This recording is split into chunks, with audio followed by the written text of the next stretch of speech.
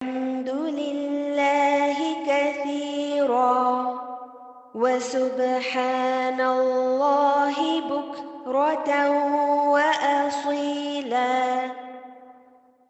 أعوذ بالله من الشيطان الرجيم. بسم الله الرحمن الرحيم. الحمد لله رب العالمين الرحمن الرحيم مالك يوم الدين إياك نعبد وإياك نستعين اهدنا الصراط المستقيم صراط الذين أنعمت عليهم غير المغضوب عليهم ولا الضالين آمين.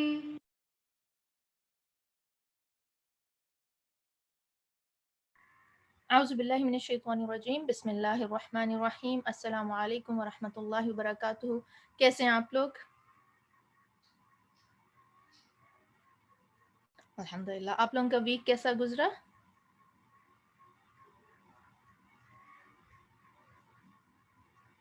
الحمدللہ.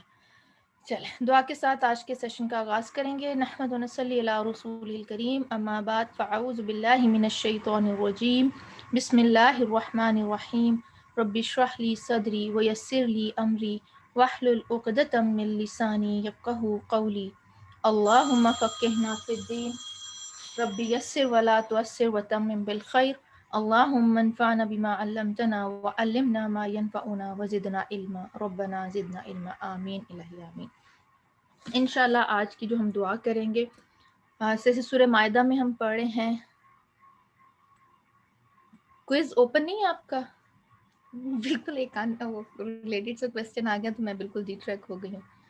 It is open. آپ کو 2-3 کام کرنے ہیں. خیر میں دعا بعد میں شروع کرتی ہوں. پہلے میں آپ کو یہ بتا دوں. پہلے تو آپ نے اپنا پلیج فارم فل کرنا ہے. لینگویج سلیکٹ کرنی ہے کہ آپ اپنا جو کوئز ہے آپ اردو میں لے رہے ہیں یا انگلش میں لے رہے ہیں. ٹھیک ہے. اس کے بعد آپ نے دیکھا ہوگا ایک چھوٹی سی چیک لسٹ دی گئی ہے آپ کے کوئز سے پہلے. You have to complete this check list. اس کے 3 یا 4 کویسچنس ہیں. آپ کو وہ دیکھنے ہیں کہ آپ نے وہ والی ریکوائرمنٹس فلفل کی ہیں یا نہیں. جب آپ وہ چیک لسٹ فل کر لیں گے اس کو مکمل کریں گے تب آپ کا کوئز آپ کے لیے ویزیبل ہوگا. ٹھیک ہے. اور جیسے میں نے گروپ میں بھی ٹائپ کیا تھا کہ آپ کا جو ہے کویسچن میں کیسے بتا دوں آپ کو. آپ نے پلیج فارم لینگویج سلیکٹ کرنی ہے. آپ نے اپنا جو ہے چیک لسٹ پوری کرنی ہے. پھر آپ کا کوئز انیبل ہو جائے گا. اور دوسری بات ڈیش بورڈ جو ہے ہمیں جب کوئی چیز دنیا کی چیز پہلی دفعہ ملتی ہے ہم کوئی کپڑا لے کے آئیں کوئی گھر کی چیز لے کے آئیں کوئی جیولری لیں کوئی آئٹمز اس طرح کی جو ہمیں پسند ہوتی ہیں یا ہم نہیں خرید کے لاتے ہیں ہم اس کو ایکسپلور کرتے ہیں. ہم اسے ایکسپلور کرتے ہیں یا نہیں کرتے. ہم اس کو کھول کے دیکھتے ہیں. جیولری ہے تو پہن کے دیکھتے ہیں. کپڑا ہے تو اپنے ساتھ لگا کے دیکھتے ہیں. کوئی ڈیکوریٹو آئٹم ہے اس کو گھر کے ڈفرینٹ کونوں میں رکھ کے دیکھتے ہیں. اگر کمرہ خالی ہے تو اس میں جا کے دیکھتے ہیں. کرتے ہیں نا. تو یہ آپ کا گھر ہے. دوسرا گھر ہے آپ کا ڈیش بورڈ. اس میں جائیں اس کو دیکھیں. آپ یہ جب سسٹر ہے نا مین ڈیش بورڈ دکھائیے گا ذرا. آپ جب مین ڈیش بورڈ پہ جاتے ہیں یہ آپ دیکھتے ہیں. یہ آپ کو نظر آتا ہے سسٹر عشرت. اب آپ یہ دیکھیں یہاں پہ مختلف چیزیں ہیں. یہ پلیج فارم ہے اوپر. یہ پلیج فارم ہے. یہاں سے آپ اپنی لینگویج سلیکٹ کریں گے.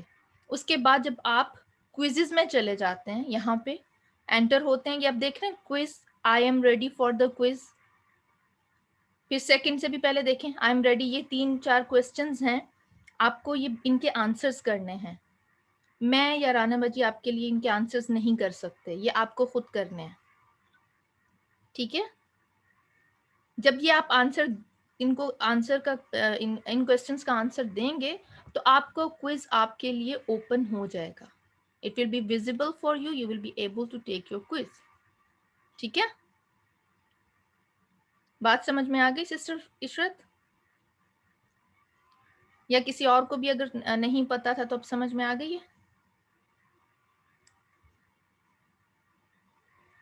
ٹھیک ہے. اچھا یہ کون سی میٹنگ کی آپ بات کر رہے ہیں؟ وین میٹنگ ہر دفعہ کرنا ہے. فرسٹ کیا تھا اوپن نہیں ہو رہا تو آپ نے پلیج فارم فل نہیں کیا ہوگا. اپنی لینگویج سلیکٹ کریں, پلیج فارم فل کریں. ٹھیک ہے صحیح ہے. ہم اب دعا کریں, بیچ میں کوئی ارریلیونٹ کوسچن تو نہیں آئے گا. دعا شروع کریں. وہ بھی کیا تھا پھر بھی نہیں ہو رہا.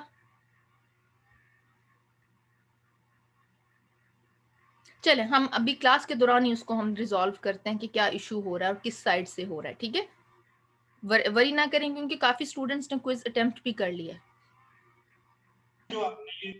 چلیں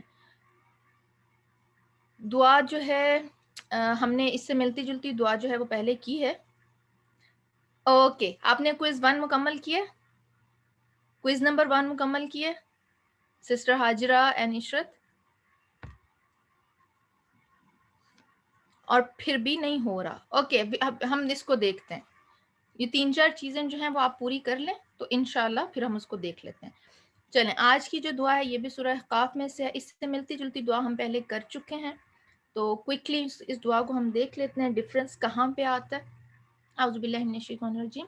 ربی اوزینی ان اشکر نعمتک التی انعمت علی وعلی والدی وان اعمل صالحا ترضاہ واصلح لی فی ذریتی انی تبت الیک وانی من المسلمین. اے میرے رب مجھے توفیق دے میں تیری اس نعمت کا شکر ادا کروں جو تو نے مجھ پر, میرے والدین پر عطا فرمائی, اور یہ کہ ایسا نیک عمل کروں جس سے تو راضی ہو جائے, اور میرے لیے میری اولاد کی اصلاح فرما دے. بے شک میں نے تیری طرف توبہ کی اور بے شک میں مسلمانوں میں سے ہوں. خوبصورت دعا نہ صرف نعمتوں کی یاد دہانی, نعمتوں کا شکر ادا کرنا. انسان کے پاس سب سے بڑی نعمت جو اللہ تعالیٰ نے اس کو عطا کر رکھی ہے ایک تو ایمان ہے اور اس کے بعد والدین کا ہونا ہے. ان کے والدین کیا ہے, اٹس سیلف اس کے لیے جنت کمانے کا ذریعہ ہے انسان کے لیے, ان کے لیے دعاؤں کا ذریعہ ہے, رحمت ہے, اور بہت ساری ایز لے کے آتے ہیں والدین. تو اس پہ بھی اللہ تعالیٰ کا کیا ہے, اس نعمت پہ شکر ادا کرنا. اور پھر ایسے عمل کی توفیق, ہم بہت سارا کرتے رہتے ہیں, کچھ نہ کچھ ہم ایوری ڈے ہم کنٹینیوسلی کوئی نہ کوئی عمل کر رہے ہوتے ہیں. ایسا تو کبھی نہیں ہوا کہ ہم بالکل اسٹل ہو کے بیٹھ جائیں. ایون دماغ ہمارا پھر بھی چل رہا ہوتا ہے, ہاتھ پاؤں نہ چلیں, دماغ آنکھیں زبان یہ کام کر رہے ہوتے ہیں. تو ایسے عمل کی توفیق مانگنی جو کہ اللہ تعالیٰ کی رضا کے لیے ہو, کام ایسا ہو, زبان سے کلمات ایسے گزریں, سوچ ایسی ہو جو اللہ تعالیٰ کو راضی کرنے والے ہوں. اور پھر تیسری بات جس کی ہم سب بہت زیادہ فکر کرتے ہیں, اولاد کی اصلاح. ہر کوئی پریشان ہوتا ہے نا, تھوڑے لیول پہ, بڑے لیول پہ, کسی نہ کسی جگہ پہ. تو اگر یہ اس دعا کو خاص طور پہ اولاد کی اصلاح کے لیے بھی مانگیں تو بھی بہت بینیفیشل ہے. وَأَصْلِحْ لِي فِي ذُرِّيَّتِي, میرے لیے کیوں اصلاح کر دیں کہ وہ میرے لیے صدقے جاریہ بنے. ان کی تربیت انسان پوری کوشش کرتا ہے, لیکن جیسے ہم سب کو پتہ ہے کہ ہدایت اور گمراہی اللہ تعالیٰ کے ہاتھ میں ہے. تو اپنی ایفرٹ کرنے کے بعد اللہ تعالیٰ سے اس پہ مدد مانگنی کہ اللہ ان کی جو ہے, اور ذریت صرف ایک جنریشن نہیں ہوتی, ذریت میں آگے کی جنریشنز بھی آ جاتی ہیں. ٹھیک ہے, اور اس کے بعد ہم کچھ بھی کر لیں, جب تک اللہ تعالیٰ کی جو ہے ہمارے اوپر رحمت نہیں ہوگی ہم کامیاب نہیں ہو سکتے. تو پھر کیا ہے کہ اللہ کی طرف رجوع کرنا, بار بار پلٹنا, اپنی زیادتیوں کو یاد کرنا, اور اس چیز کا اقرار کرنا کہ میں مسلمان ہوں. جب بھی کوئی کام کرنے لگیں تو اپنے آپ سے یہ کوسچن کرنا چاہیے کہ بینگ اے مسلم, میں جو بھی کام کر رہا ہوں یہ مسلمان کو زیب دیتا ہے یا نہیں دیتا. یہ ایک ریمائنڈر ہے ہم سب کے لیے کہ وَإِنِّي مِنَ الْمُسْلِمِينَ, جب ہم کہتے ہیں کہ ہم مسلمان ہیں تو کیا میرا اٹائر ایک مسلمہ کا ہے, کیا میرا اٹھنا بیٹھنا, میرا اخلاق, میرا معاملات کرنا لوگوں کے ساتھ, میرا اپنے دین کو ریپرزینٹ کرنا, کیا یہ سب ایک مسلمان کے خواص میں سے ہے. یہ کوسچن یہ ایک یاد دہانی ہے ہمارے اپنے لیے. تو ہم نے بیسیکلی کتنی چیزیں کی اس دعا میں, نعمت کا شکر ادا کیا, والدین کی نعمت کا شکر ادا کیا, صالح عمل کی دعا کی, اولاد کی نیکی کی دعا کی, اور پھر اقرار کیا کہ اللہ تعالیٰ کی طرف ہم رجوع کرتے ہیں اور ہم مسلمانوں میں سے ہیں. کوئی کویسچن آپ کے ذہن میں آتے تو آپ پوچھ سکتے ہیں. سوری میں تھوڑی تیزی سے گئی ہوں آج کیونکہ پہلے 2-3 منٹ ہمارے کویسچن آنسر سیشن میں چلے گئے. میرا حسن ظن ہے کہ آپ کو کلیئر ہوگا. الحمدللہ. چلیں جب تک استاذہ کا سیشن سٹارٹ ہوتا ہے آپ لوگ اپنا پیپر پینسل اپنا ورک اسٹیشن ریڈی کریں. انشاءاللہ ہم لائیو سیشن جوائن کریں گے. السلام علیکم ورحمۃ اللہ وبرکاتہ.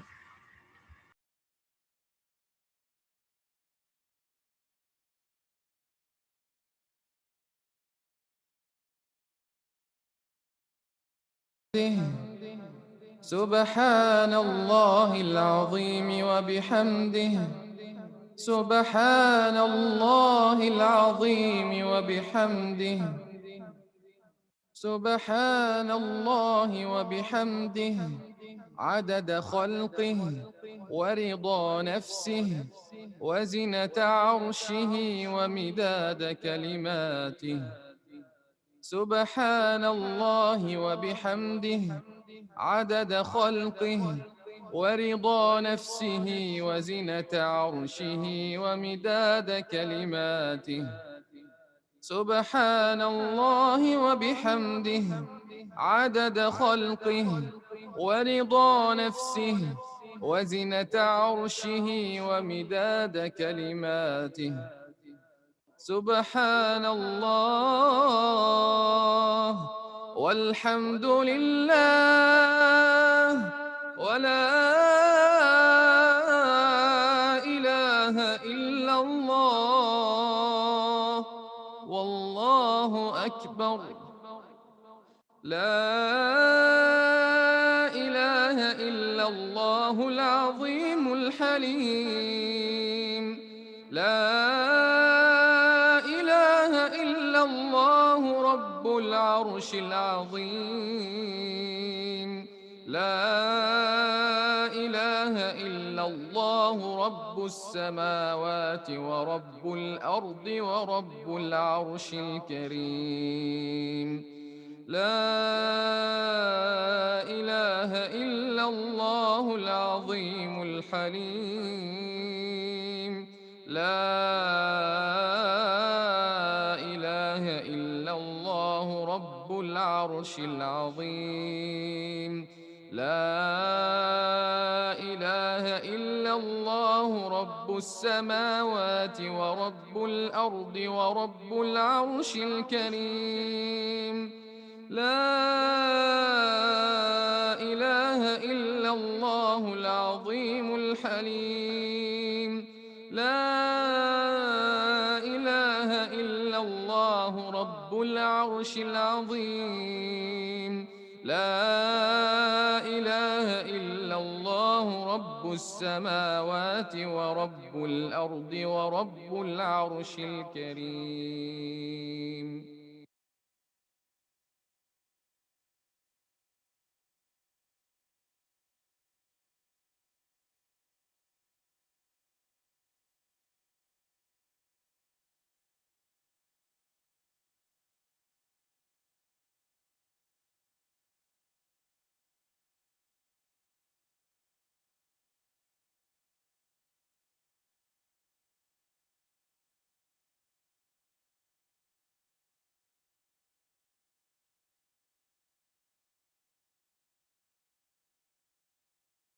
رب زدني علما رب زدني علما رب زدني علما رب زدني علما رب زدني علما رب زدني علما رب زدني علما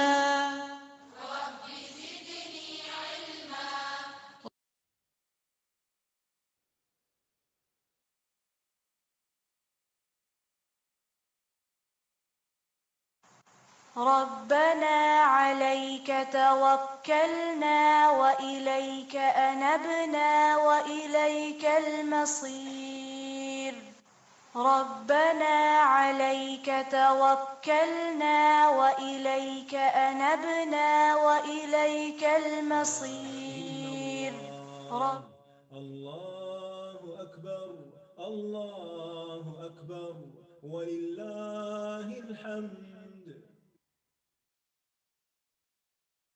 السلام علیکم ورحمۃ اللہ وبرکاتہ. نحمده ونصلی علی رسولہ الکریم. اما بعد فاعوذ باللہ من الشیطان الرجیم. بسم اللہ الرحمن الرحیم. رب اشرح لی صدری ویسر لی امری واحلل عقدۃ من لسانی یفقہوا قولی. سورۃ المائدہ آیت نمبر 7. واذكروا نعمة الله عليكم وميثاقه الذي واثقكم به إذ قلتم سمعنا وأطعنا واتقوا الله إن الله عليم بذات الصدور. اور اللہ کی جو نعمت تم پر ہے اسے یاد کرو، اور اس کا وہ پختہ عہد بھی جو اس نے تم سے مضبوط باندھا جب تم نے کہا کہ ہم نے سنا اور ہم نے اطاعت کی، اور اللہ سے ڈرو، بے شک اللہ سینوں کے بھید خوب جاننے والا ہے. وَاذْکُرُوا، اور یاد کرو. کس کو خطاب ہے؟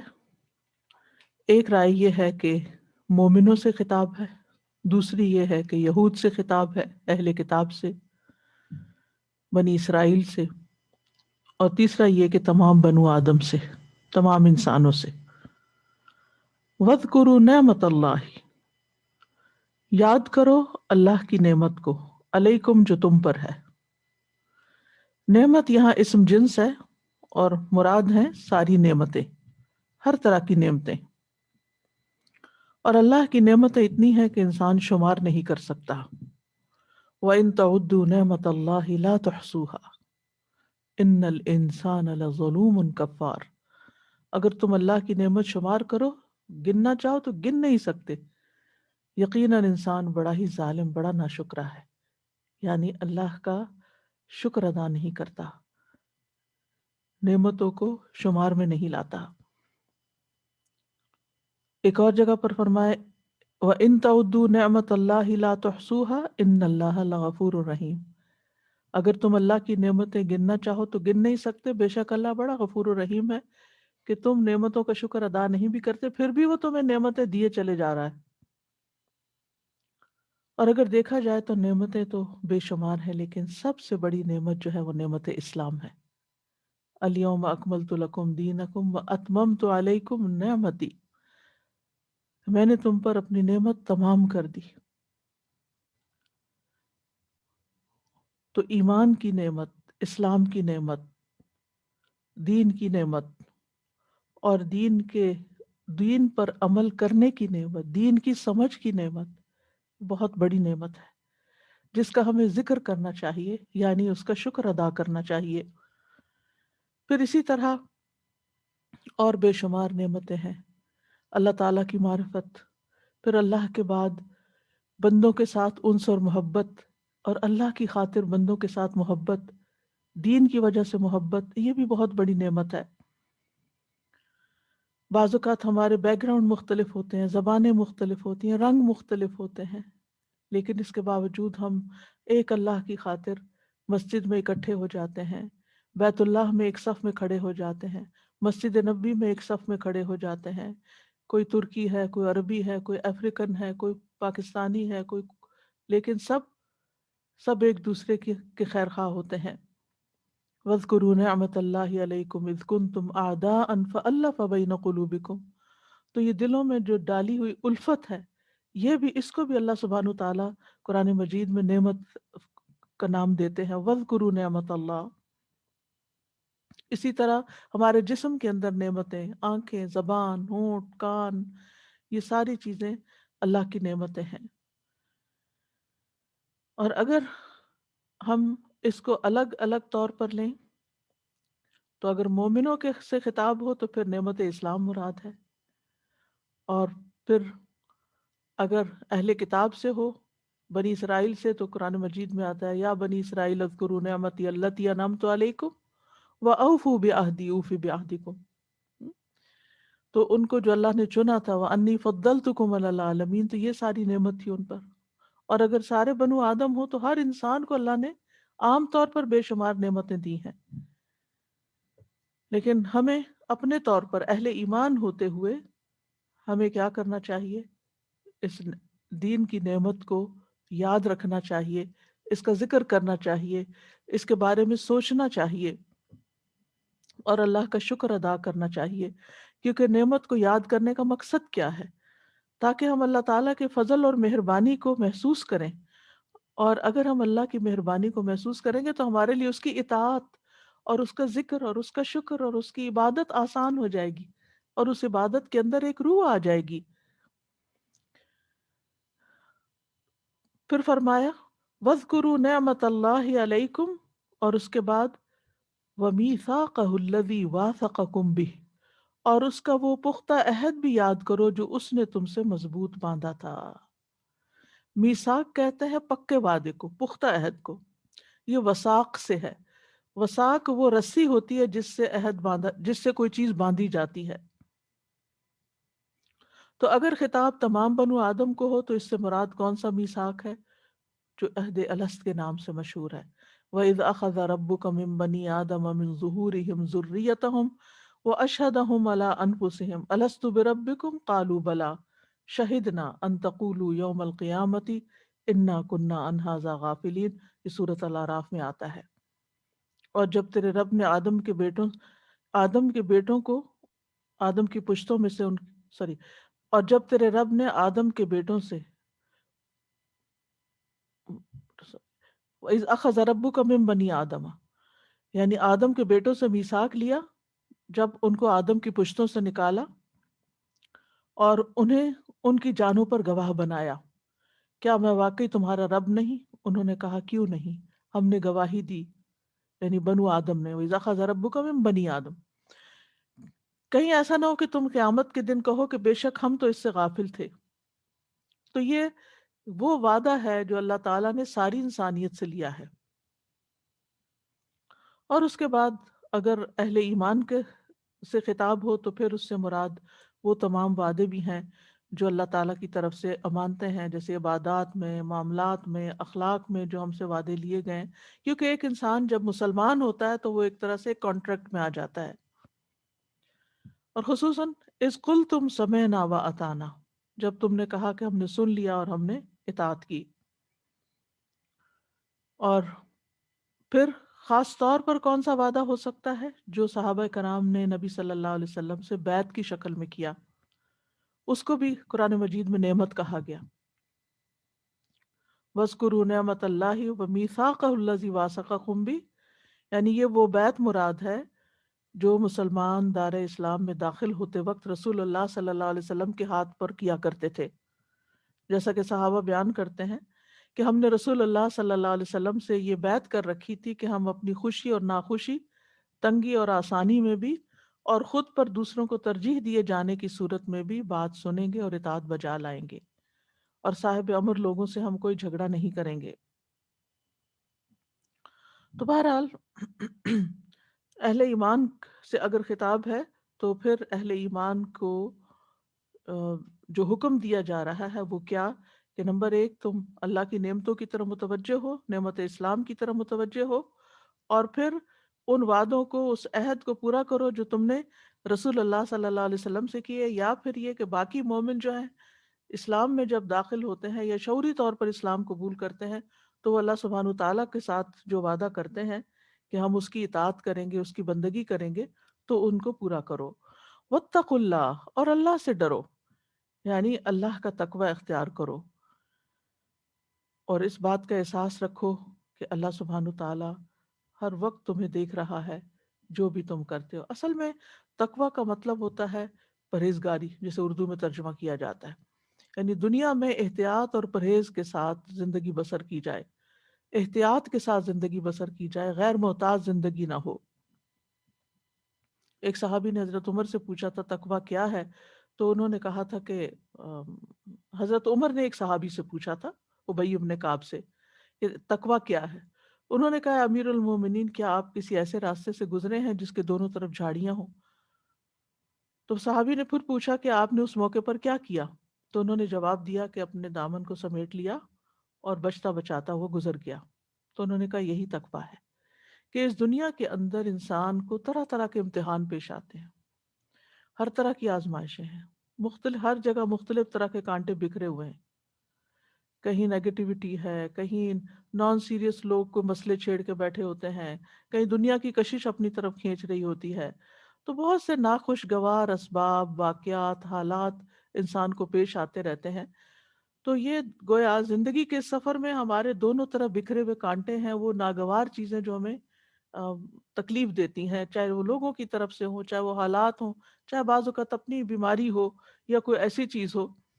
تو ایسی صورت میں انسان اپنے ایمان کو سلامت رکھتے ہوئے، اللہ تعالیٰ سے بدظن ہوئے بغیر اور لوگوں سے بیکار کے جھگڑے مول لیے بغیر سیدھا سیدھا اس طرح اپنی زندگی گزارے کہ ایمان کے ساتھ اس کا خاتمہ ہو اور اس کا یہ سفر عافیت کے ساتھ گزرے، یعنی دنیا کا سفر جو ہے۔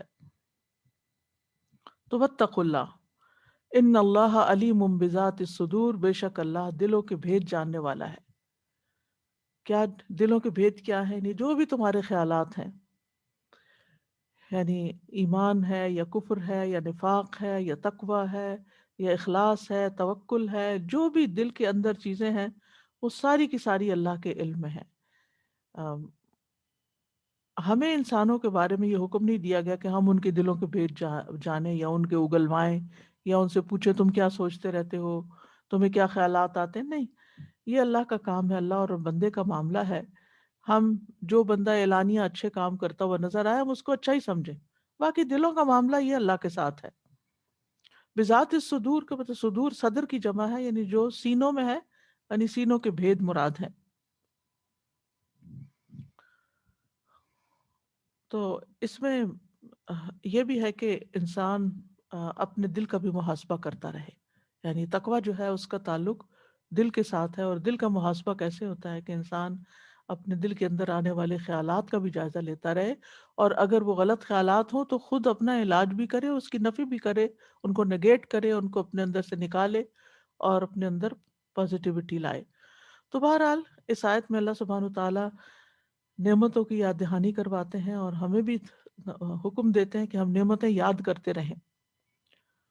اور یہ ہے کہ نعمتیں دو طرح کی ہوتی ہیں، ایک عام نعمتیں ہوتی ہیں جو سارے انسانوں کے لیے ہیں، اور ایک خاص نعمت ہوتی ہے جو صرف اللہ کے خاص بندوں کے لیے ہوتی ہے، اور وہ نعمت اسلام ہے۔ ورنہ ساری نعمتیں اللہ ہی کی طرف سے ہیں، وما بکم من نعمت فمن اللہ۔ اور پھر یہ کہ اللہ سے کیے ہوئے عہد پورے کرنے چاہیے، اور اس میں ایک تو یہ نا کہ مجموعی طور پر ہم نے جو وعدہ کیا وعدہ الست یا ایمان میں داخل ہونے کا، اس کے علاوہ بھی اگر ہم اللہ سے کوئی وعدہ کر لیتے ہیں، جیسے کوئی نظر مان لیتے ہیں، کوئی کمٹمنٹ کر لیتے ہیں، تو پھر اس صورت میں اس کو پورا کرنا چاہیے۔ نظر کی بھی دو قسمیں ہیں، وہ کیسے؟ ایک وہ ہے جو آپ نے منہ سے بول کر یا کسی کے سامنے کوئی وعدہ کر لیا کہ میں یہ کام ایسے اور ایسے یہ کام کروں گی، کوئی نیکی کا کام آپ نے اپنے اوپر مان لیا، کوئی کمٹمنٹ کر لی، تو اگر آپ اس سے باہر نکلتے ہیں تو پھر آپ کو قسم کا کفارہ دینا ہوگا، کیونکہ آپ ایک پکا عہد اور اللہ سے کیا ہوا عہد جو ہے وہ توڑ رہے ہیں، ختم کر رہے ہیں۔ اور اگر آپ نے صرف دل میں سوچا تھا کہ میں ایسا کر لوں، کوئی اچھا خیال آیا، آپ نے کچھ کر لیا، کچھ رہ گیا، تو اس کی اور بات ہے۔ ورنہ یہ ہے کہ انسان جو ہے بہت دفعہ انسانوں کے ساتھ کیے ہوئے وعدے جو ہیں پورا نہیں کرتے، لیکن اس اللہ سبحانہ تعالیٰ کے ساتھ جب وہ وعدہ کرے واسقکم بھی، تو پھر وہ اس کو اچھی طرح پورا کرے۔ اور احکامات جب تک صرف سنتے رہیں فائدہ نہیں ہوتا، فائدہ اس وقت ہوتا ہے جب انسان اطاعت کرتا ہے۔ اور پھر یہ کہ اللہ سبحانہ تعالیٰ کا علم جو ہے بہت وسیع ہے، وہ صرف ظاہر کو ہی نہیں بلکہ دلوں کے اندر کو بھی جانتا ہے۔ آیت نمبر 8۔ يا أيها الذين آمنوا كونوا قوامين لله شهداء بالقسط ولا يجرمنكم شنآن قوم على ألا تعدلوا اعدلوا هو أقرب للتقوى واتقوا الله إن الله خبير بما تعملون. اے لوگو جو ایمان لائے ہو، اللہ کے لیے خوب حق پر قائم رہنے والے، انصاف کے ساتھ گواہی دینے والے بن جاؤ، اور کسی قوم کی دشمنی تمہیں اس بات پر آمادہ نہ کرے کہ تم عدل نہ کرو. عدل کرو، وہ تقوی سے زیادہ قریب ہے، اور اللہ سے ڈرو، اور بے شک اللہ خوب خبر رکھنے والا ہے اس کی جو تم عمل کرتے ہو. یا ایھا الذین آمنو، یہ اہل ایمان کو چوتھی ندا ہے، یعنی اس صورت میں چوتھی بار یہ یا ایھا الذین آمنو آ رہا ہے. آغاز بھی اسی سے ہوا تھا، جس کے بعد اوفو بالعقود فرمایا گیا، پھر دوسرے میں روکا گیا لا تحلوا شعائر اللہ، پھر اذا قمتم الی الصلاۃ، نماز کے لیے جب تم کھڑے ہو تو اس کے لیے پکارا گیا، اور پھر یہاں اے لوگو جو ایمان لائے ہو اللہ کے لیے خوب حق پر قائم رہنے والے بن جاؤ. پچھلی آیت میں اللہ سبحانہ تعالیٰ نے نعمتوں کی طرف توجہ دلائی اور وعدے پورے کرنے کا حکم دیا اور شکر ادا کرنے کا، اور اس آیت میں لوگوں کو حکم دیا جا رہا ہے کہ وہ عدل سے کام لیں اور اپنے معاملات میں انصاف کریں. کونوا قوامین للہ، قوامین قوام کی جمع ہے. ایک دوسری جگہ سورۃ النساء میں قوامون آتا ہے، یہاں قوام ہے، اور یہ قائم سے مبالغے کا صیغہ ہے. قوام، قوام وہ ہوتا ہے جو کسی چیز کو قائم کرنے میں مبالغہ کرنے والا ہو اور اس کو کامل ترین اور بہترین اسلوب پہ انجام دے. یعنی قوام وہ ہوتا ہے جو کسی کام کو ایکسلنس کے لیول پر کرے، بہترین طریقے سے کرنے والا ہو. تو قوامین للہ، للہ اللہ کے لیے، یعنی خالص ہو کر، مخلصین لہو، یعنی جب تم کوئی کام کرو تو پھر کیا کرو؟ بہترین طریقے سے کرو. اور جب بہت اچھا انسان کام کر لیتا تو پھر اس کا کیا دل چاہتا ہے عام طور پر کہ اب لوگ دیکھ لیں اس کو، میں اوروں کو دکھا لوں.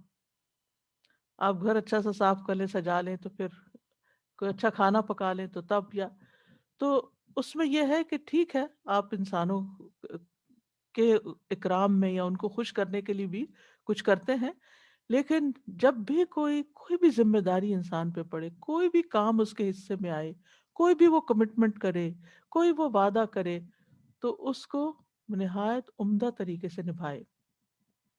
کونوا قوامین للہ شہداء بالقسط، شہداء شہید کی جمع ہے، فعیل کے وزن پر مبالغے کا صیغہ ہے، یعنی گواہ، گواہی دینے والے. یعنی یہ ایسی صفت، فعیل کے وزن پر جب کوئی صفت آتی ہے تو وہ اس طرح کی صفت ہوتی ہے جو جڑ پکڑ چکی ہوتی، کہ خوب اچھی طرح وہ صفت ہوتی. بالقسط، انصاف کے ساتھ. اور یہ اس وقت کہا جاتا ہے جب کوئی انسان اپنی باتوں اور فیصلوں میں عدل سے کام لیتا ہے. شہداء یا تو یا ایھا الذین آمنو کے لیے خبر ثانی ہے، اور خبر اول قوامین ہے، یعنی قوام بھی بن جاؤ اور شہید بھی بن جاؤ. اور یہ تو ہم کو معلوم ہے کہ بعض اوقات ایک نہیں کئی ایک خبریں ایک جملے میں ہوتی ہیں، جیسے اللہ تعالیٰ کا فرمان ہے وَهُوَ الْغَفُورُ الْوَدُودُ ذُو الْعَرْشِ الْمَجِيدُ فَعَالٌ لِمَا يُرِيدُ. بہت ساری چیزیں بتا دی گئیں.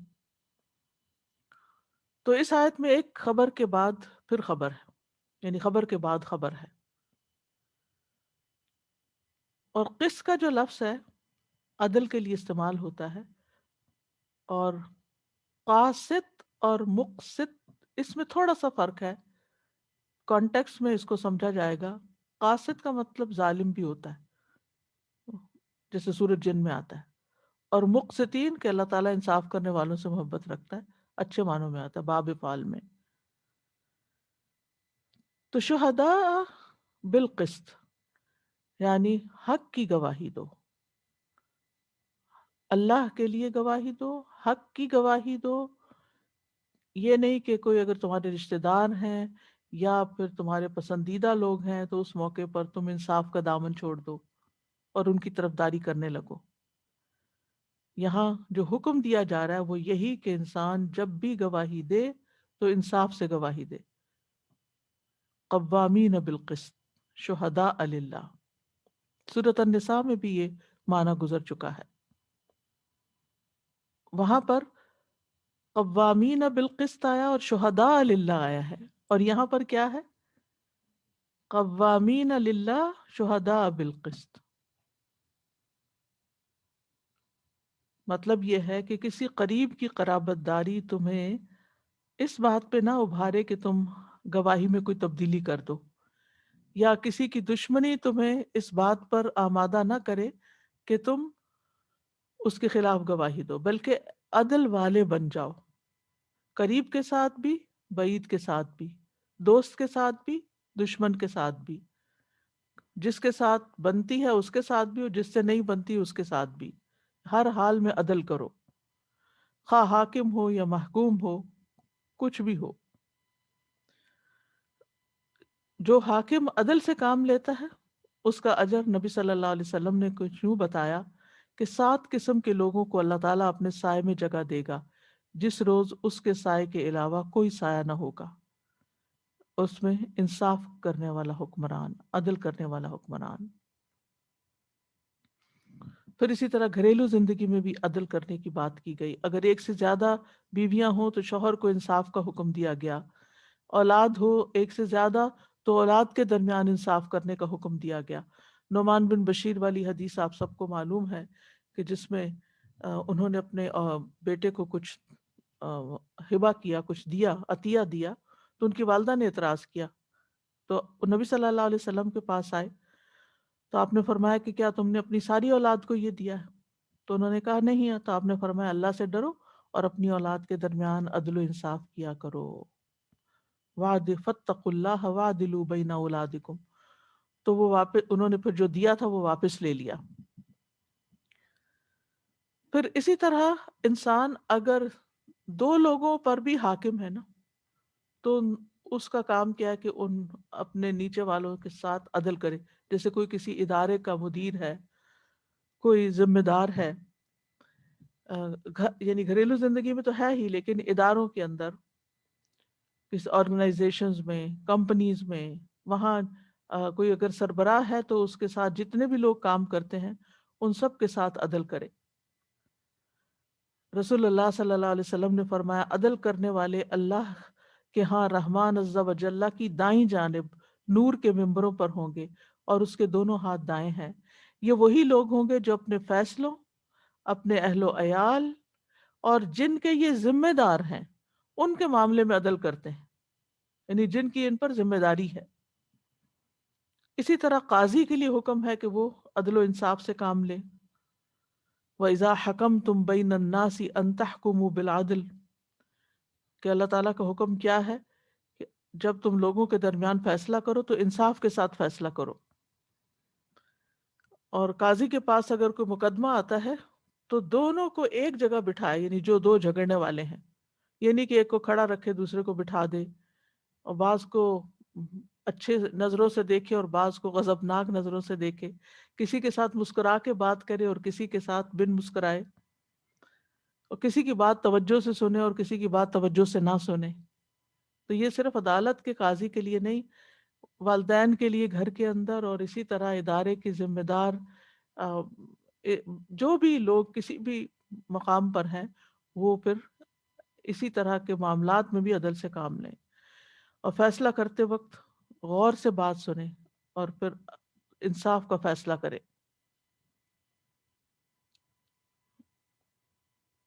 پھر اسی طرح یہ ہے کہ حضرت عمر رضی اللہ عنہ کے بارے میں اور حضرت ابو علی رضی اللہ تعالیٰ عنہ کے بارے میں کئی ایسے واقعات آتے ہیں. حضرت علی کے بارے میں ایک واقعہ آتا ہے کہ جب وہ خلیفہ تھے تو ایک دن بازار کی طرف نکلے تو دیکھا کہ ایک زرہ بک رہی ہے. تو انہوں نے کہا یہ تو وہی زرہ ہے جو میری چوری ہوئی تھی. تو انہوں نے اس شخص سے کہا کہ یہ میری زرہ ہے. تو اس نے کہا نہیں میری ہے. تو انہوں نے کہا کہ چلو قاضی کے پاس چلتے ہیں. تو ان دنوں قاضی شرائح جو تھے وہ قاضی تھے. امیر المومنین ایک بندے کو لے کے قاضی کے دفتر میں جاتے ہیں.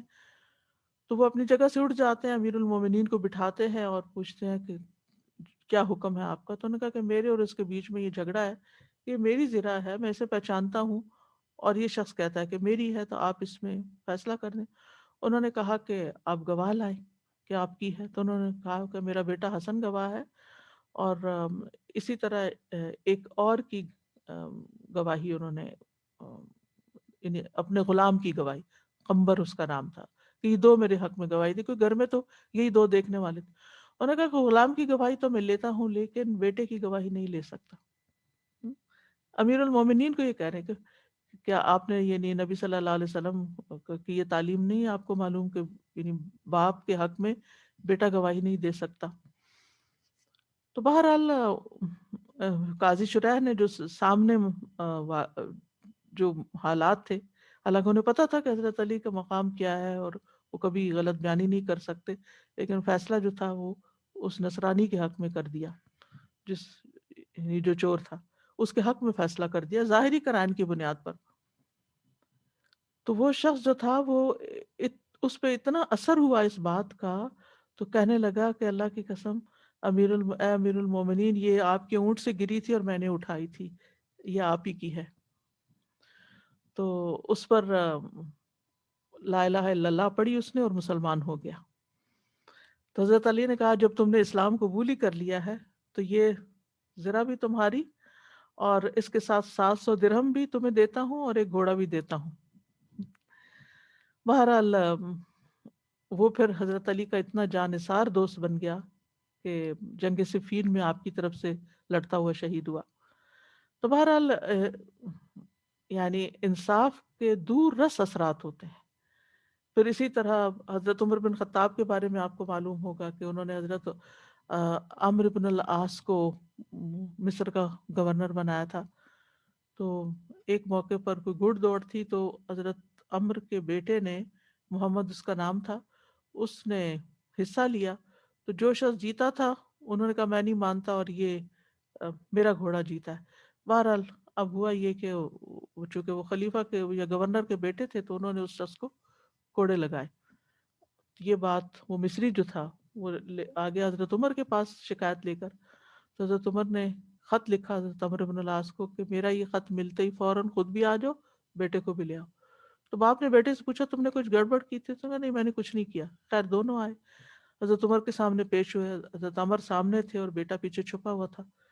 تو وہ مصری بھی ساتھ تھا, وہ بھی آ گیا. تو انہوں نے کہا کہ کیا تم نے اس شخص کو کوڑے مارے تھے؟ تو پھر انکار نہیں کر سکا. تو حضرت عمر نے اس شخص کو, مصری کو, کہا یہ لو کوڑا میرا اور اس کو اتنے ہی کوڑے مارو جتنے سے تمہیں مارے تھے, اور ایک کوڑا عمرو بن العاص کے سر پہ بھی مارو کہ ان کی وجہ سے اس بیٹے نے یہ کام کیا ہے. تو بہرحال انہوں نے کہا کہ اے امیر المومنین, جس نے مجھے مارا تھا میں نے اس کو مار دیا ہے. اور یوں عدل و انصاف کو. اسی طرح حضرت عمر نے اپنے بیٹے کے خلاف ایک دفعہ فیصلہ کیا تھا, اور بھی تاریخ میں بہت سارے واقعات ہیں. ایک انڈیا کا واقعہ اسی طرح کا ملتا ہے. ہندو اور مسلمانوں کے بیچ میں ایک زمین کے اوپر جھگڑا ہو گیا کہ یہ مسلمانوں کی ہے یا ہندوؤں کی ہے. تو ایک مسلمان کو گواہ بنا کے لایا گیا, تو اس نے ہندوؤں کے حق میں فیصلہ دے دیا. تو بہرحال ان کی اس شرافت کی وجہ سے, سچائی کی وجہ سے بہت سے ہندو مسلمان ہو گئے, اور ان میں سے کچھ جو تھے وہ ہجرت بھی کیے بعد میں جب پاکستان بنا. تو کہنے کا مطلب یہ کہ ہمارا دین جو ہے نا یہ عدل کا دین ہے, انصاف کا دین ہے, کہ ہر حق والے کو اس کا حق ملنا چاہیے, کسی کا حق نہیں مارنا چاہیے. اس سے بڑی خیر آتی ہے جب آپ ہر حقدار کو اس کا حق دیتے ہیں نا, بڑے کو اس کا حق, چھوٹے کو اس کا حق, بہن بھائی کو اس کا حق, اور انصاف کی بات کرتے ہیں. اگر آپس میں لوگوں کے بیچ میں لڑائی بھی ہو جاتی ہے تو آپ کسی کی سائیڈ نہیں لیتے, فیورٹزم نہیں کرتے. وقتی طور پر ہو سکتا ہے کہ کوئی آپ کو برا بھلا کہے، لیکن اینڈ آف دا ڈے آپ ہی کے حق میں فیصلہ ہوگا، اور قیامت کے دن تو بہت ہی بڑا اجر و ثواب ہے اس کا. پھر فرمایا وَلَا يَجْرِمَنَّكُمْ شَنَآنُ قَوْمٍ عَلَىٰ أَلَّا تَعْدِلُوا، اور کسی قوم کی دشمنی تمہیں اس بات پہ آمادہ نہ کرے کہ تم عدل نہ کرو. یعنی یہ جو اسلام کی تعلیم ہے، یہ صرف اسلامی کی تعلیم ہے کہ دشمن کے ساتھ بھی عدل کرو. اگر کسی سے نفرت ہے، کسی سے لڑائی ہے، کسی سے دشمنی ہے، کسی کوئی اچھا نہیں بھی لگتا، لیکن اگر اس کا کوئی حق ہے تو وہ اس کو دو، اور اگر اس کے حق میں بات کرنی پڑے تو حق میں بات کرو، چاہے تم اس دل سے تم اس کو نہیں چاہتے پھر بھی. اب یہاں پر یہ جو بات خاص طور پر کی گئی، اس میں ایک پس منظر بھی ہے کہ جب صلح حدیبیہ کے موقع پر مکہ والوں نے مسلمانوں کو روک دیا تھا عمرہ کرنے سے، تو مسلمانوں کے دل میں اس کا غصہ تھا، لیکن اللہ سبحانہ تعالیٰ نے کیا فرمایا کہ نہیں، عدل و انصاف کا دامن نہیں چھوڑنا. یعنی اگر انہوں نے تمہیں مسجد حرام سے روکا ہے تو تمہیں یہ بات مجرم نہ بنا دے کہ تم ان پر حد سے زیادہ زیادتی کرو. اور شنعان کا لفظ جو ہے نا، یہ کراہیت اور بغض کے لیے استعمال ہوتا ہے، شدید بغض کے لیے آتا ہے. الا اللہ تعدلوا، اس بات پر کہ تم عدل نہ کرو، یعنی تم ظلم نہ کرنا. ابن کثیر رحمۃ اللہ علیہ کہتے ہیں اگر دشمن نے ہمارے مقتولوں کا مصلح کیا ہے تو یہ بات کسی مومن کو اس بات پر نہ ابھارے کہ وہ ان کے مقتولوں کو مصلح کرے، یعنی ناک کان کاٹے ان کے.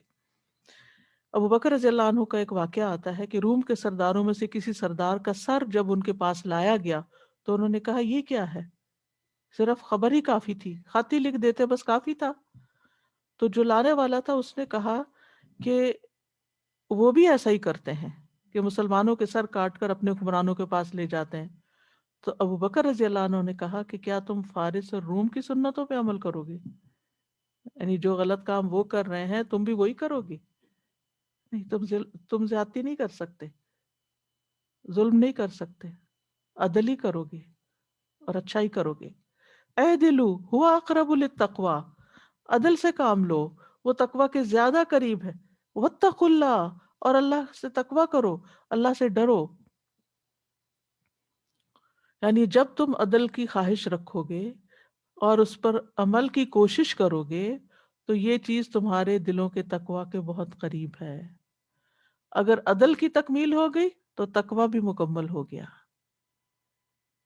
تو لوگوں کے ساتھ معاملہ کرنے میں ہمیشہ تقوی اختیار کرنا چاہیے.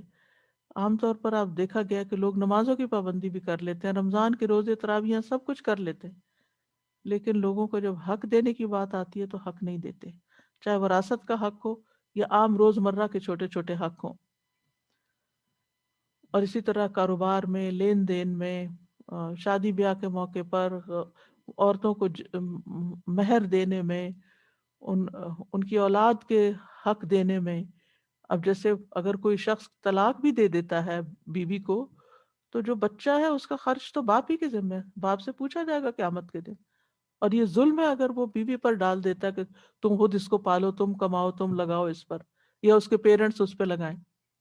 تو یہ ایسے ظلم ہیں جن کا قیامت کے دن حساب دینا ہوگا اگر دنیا میں انسان اپنے آپ کو نہ چھڑائے. ان اللہ خبیر بما تعملون، بے شک اللہ خوب خبر رکھتا ہے اس کی جو تم عمل کرتے ہو. یعنی یہ نہ سمجھو کہ جب تم قاضی کے سامنے غلط گواہی دو گے یا کوئی چیز چھپا دو گے جو تم جانتے ہو، تو یاد رکھو اللہ تو سب کچھ جانتا ہے. اللہ تعالیٰ معاملات کے خفیہ پہلوؤں کو بھی جانتے ہیں جن کو لوگ نہیں جانتے.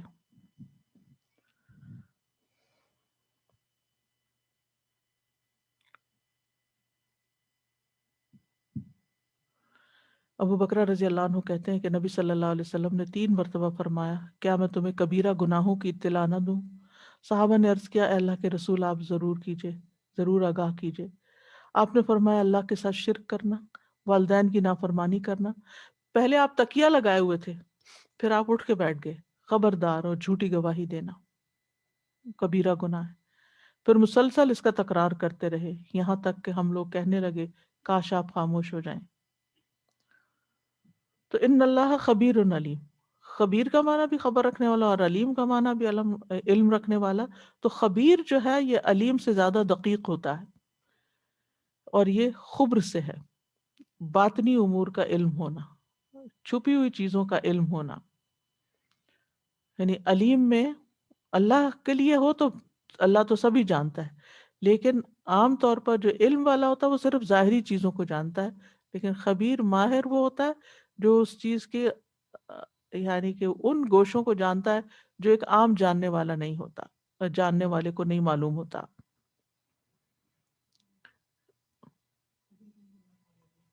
اچھا، ان اللہ خبیر بما تعملون، تو اس میں علیم آ گئی نا صفت، تعملون سوری عمل آ گیا. ان اللہ خبیر بما تعملون، بے شک اللہ خوب خبر رکھنے والا ہے جو تم عمل کرتے ہو. یعنی تمہارے اعمال چاہے خفیہ ہوں، ظاہر ہو یا باطن ہو، اللہ کو سب پتہ ہے. تو اس آیت سے ہمیں یہ پتہ چلتا ہے کہ گواہی دیتے ہوئے انسان کو اخلاص اختیار کرنا چاہیے. کوئی کام کرتے ہوئے اخلاص کی ضرورت ہے. کونوا قوامین للہ، اللہ کے لیے کرو جو بھی کرنا ہے. اور گواہی میں عدل و انصاف واجب ہے، خواہ قریبی رشتہ دار ہوں یا دشمن ہوں. اور اگر کبھی والدین کے خلاف یا کسی بہن بھائی کے خلاف گواہی دینی پڑے تو یہ ان کی نافرمانی شمار نہیں ہوگی، قطع رحمی شمار نہیں ہوگی. بعض اوقات ہم کہتے ہیں نہیں بھائی والدین کا احترام بھی تو ہوتا ہے نا، اب ان کے خلاف تو کوئی بات نہیں کہہ سکتے نا. نہیں، اگر انہوں نے کوئی غلط کام کیا ہے اور کسی کا حق مارا جا رہا ہے تو پھر ایسی صورت میں والدین کو بھی بتانا ہوگا یا ان کا حق، صاحب حق کو حق دلوانا ہوگا. ظالم کو ظلم سے روکنا جو ہے یہ بھی ہمارے دین کا حصہ ہے. اگر والدین ظلم کر رہے ہیں کسی پر، کسی بچے پہ ظلم کر رہے ہیں تو ان کو بھی سمجھانا چاہیے. بعض اوقات ایسا ہوتا ہے نا کہ کوئی ایک بچہ کمزور ہوتا ہے یا والدین کی بات نہیں مانتا یا کسی بھی وجہ سے کوئی اختلاف ہوتا ہے اس کا والدین کے ساتھ، تو پھر وہ اس کو بالکل ہی ایک طرف کر دیتے ہیں اور ساری عنایتیں باقی فرمانبردار بچوں کے ساتھ ہوتی ہیں. تو بھی ایسا نہیں کرنا چاہیے، چاہے وہ فیورٹ ہی کیوں نہ ہو، اپنے اخلاق کی وجہ سے. کیونکہ ناپسندیدہ شخص کے حق میں بھی انصاف ہی کی گواہی دینی چاہیے. انصاف تقوی کے زیادہ قریب ہے. تو اس سے یہ پتہ چلتا ہے کہ کچھ اعمال انسان کو تقوی کے قریب کرتے ہیں اور کچھ اعمال تقوی سے دور بھی کر دیتے ہیں. یعنی کچھ غلطیاں انسان ایسی کرتا ہے کہ اس کا تقوی ختم ہو جاتا ہے. اور اعمال میں درجہ بندی بھی ہے. اور اللہ سبحانہ وتعالیٰ کا علم بہت وسیع ہے، وہ صرف ظاہر نہیں بلکہ باطن کو بھی جانتا ہے اور پھر ہمارے سارے اعمال سے واقف ہے. نیکسٹ. وعد الله الذين آمنوا وعملوا الصالحات لهم مغفرة وأجر عظيم. وہ لوگ جو ایمان لائے اور انہوں نے نیک عمل کیے، اللہ نے ان سے مغفرت اور اجر عظیم کا وعدہ کر رکھا ہے. عدل کے بعد وعدے اور وعید کا بیان ہے.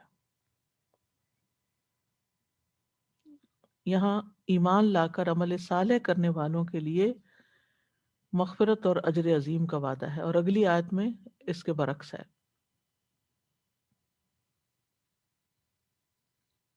تو وعدہ جو ہے یہ خیر کے لیے آتا ہے اور وعید جو ہوتی ہے وہ شر کے لیے آتی ہے.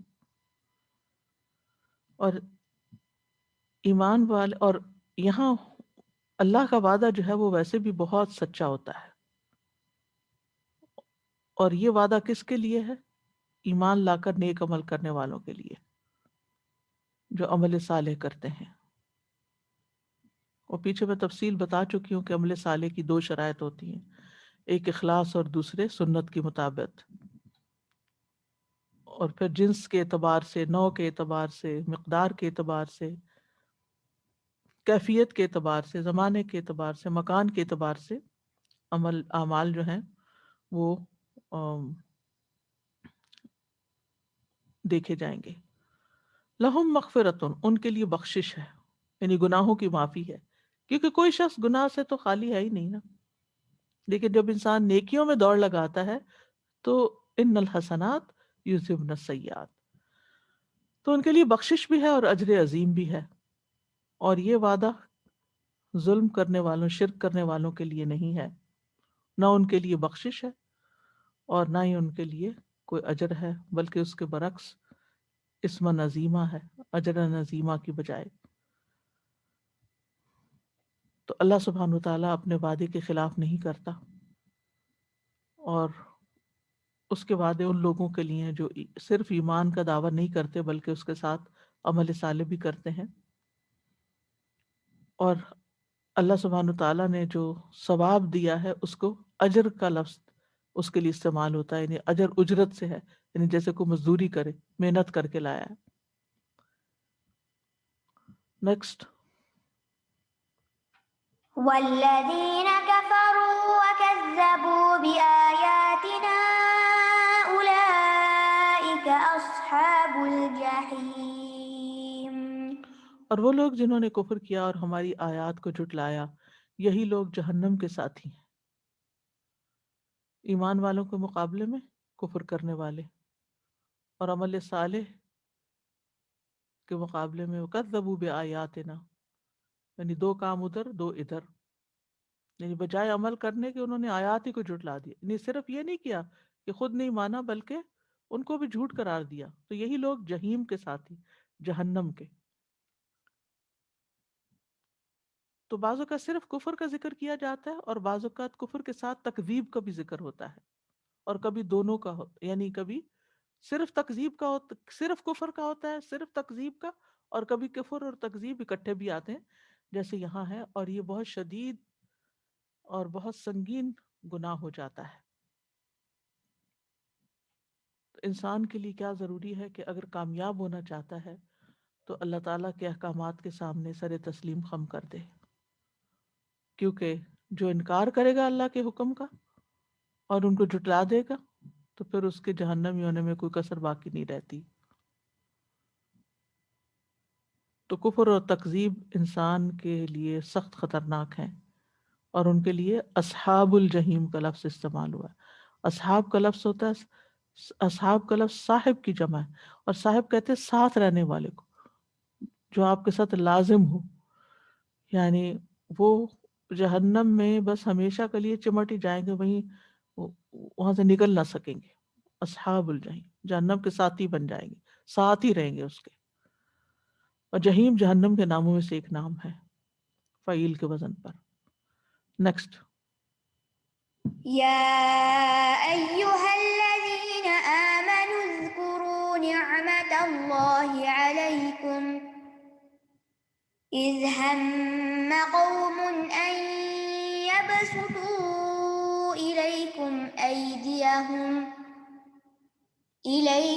أيديهم فكف أيديهم عنكم واتقوا الله وعلى الله فليتوكل المؤمنون۔ اے لوگو جو ایمان لائے ہو، اللہ کی نعمت کو یاد کرو جو تم پر ہے۔ جب ایک قوم نے ارادہ کیا تھا کہ وہ تمہاری طرف اپنے ہاتھ بڑھائے تو اس نے ان کے ہاتھ تم سے روک دیے، اور اللہ سے ڈرو، اور ایمان والوں کو اللہ ہی پر توکل کرنا چاہیے۔ پھر ایمان والوں سے خطاب ہے، 5ویں بار ہے، اذکروا نعمت اللہ علیکم۔ عمومی نعمتوں کے بعد اب خصوصی نعمت کا ذکر ہے، یعنی اللہ کی جو خاص نعمت تم پر ہے اس کو یاد کرو۔ وہ کون سی خاص نعمت ہے؟ اذ ہم قوم، جب ایک قوم نے ارادہ کیا تھا ان یبسطوا الیکم ایدیہم، کہ وہ اپنے ہاتھ تمہاری طرف بڑھائیں، یعنی تم پر حملہ آور ہوں۔ تو اللہ نے کیا انعام کیا تم پر؟ فکف ایدیہم عنکم، ان کے ہاتھ تم سے روک دیے، یعنی وہ تم پہ حملہ نہیں کر سکے۔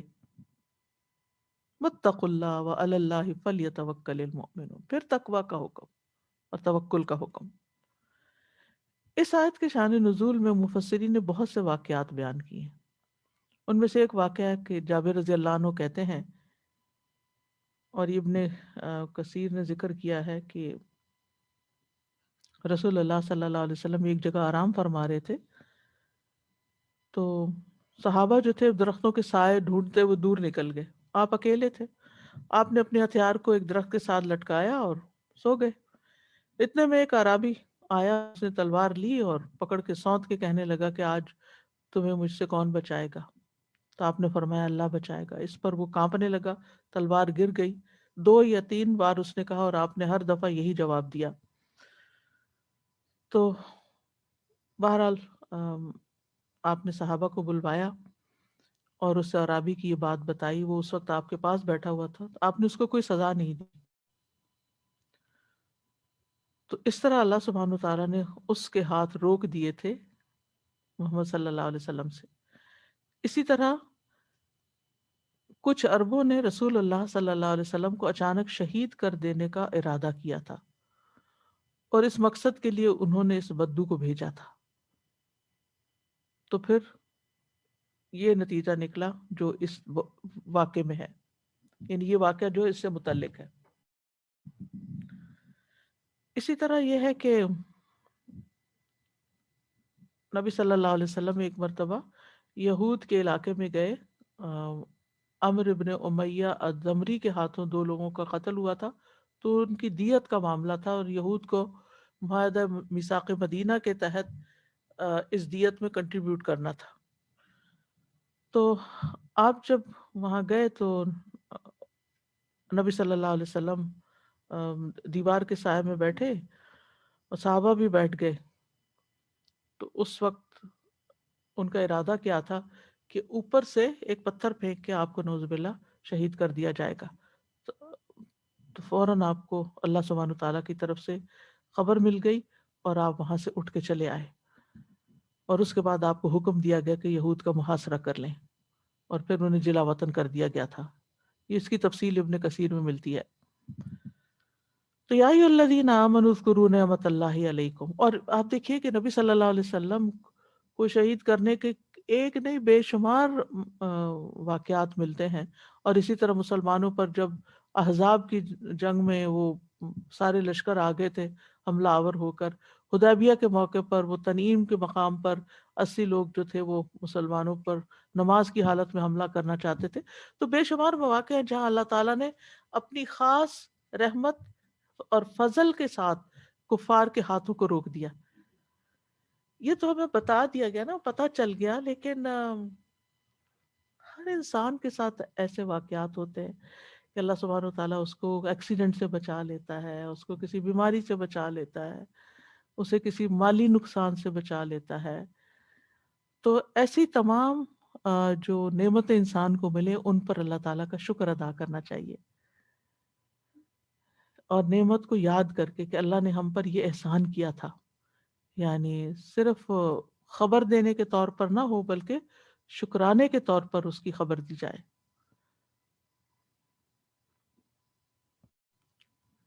یعنی اللہ کی تعریف بیان کر کے اس نعمت کا ذکر کیا جائے۔ تو اذکروا نعمت اللہ علیکم اذ ہم قوم، جب ایک قوم نے ہم کیا، ہم کہتے ہیں کسی کام کی طرف متوجہ ہونے کا ارادہ کرنا، یعنی نفس کا ارادہ کسی کام کو کرنے کے لیے، یعنی انہوں نے تمہاری تباہی کا ارادہ کیا تھا تمہارے دشمنوں نے، اور ہاتھ بڑھانا کہ کنایا ہے حملہ کرنے سے۔ اور قوم سے مراد یا مشرکین ہیں، اور اسی طرح یہود بھی مراد ہو سکتے ہیں، پھر منافق بھی ہو سکتے ہیں، کفار ہیں، انہوں نے متعدد مواقع پر آپ کو شہید کرنے کی کوشش کی۔ یہود نے آپ کو زہریلی بکری کھلا کر شہید کرنے کی کوشش کی۔ اسی طرح منافقین بھی جنگ تبوک کے موقع پر اگر آپ کو یاد ہو تو ڈھاٹے باندھے ہوئے اچانک آ نکلے کہ وہ حملہ آور ہو جائیں۔